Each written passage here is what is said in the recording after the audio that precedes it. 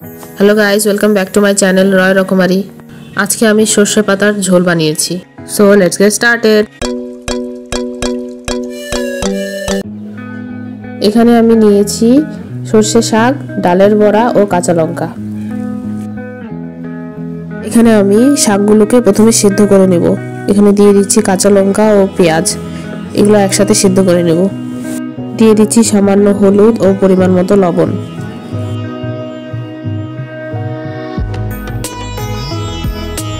এবার দিয়ে দিচ্ছি সরষে শাক।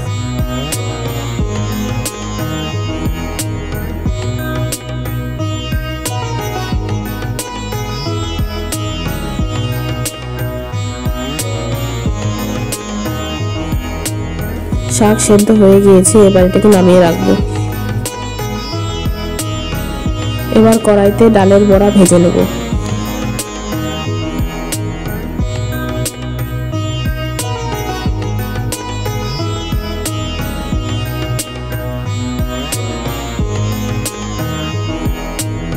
এবার এখানে দিয়ে দিচ্ছি শুকনো লঙ্কা ও পেঁয়াজ।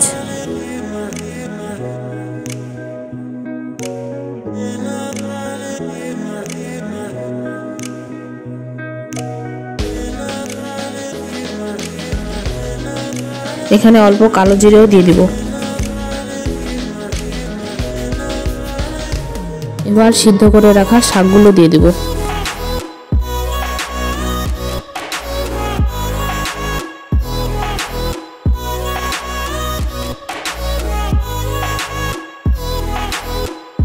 এখন ভেজে রাখা ডালের বড়াগুলো দিয়ে দিব।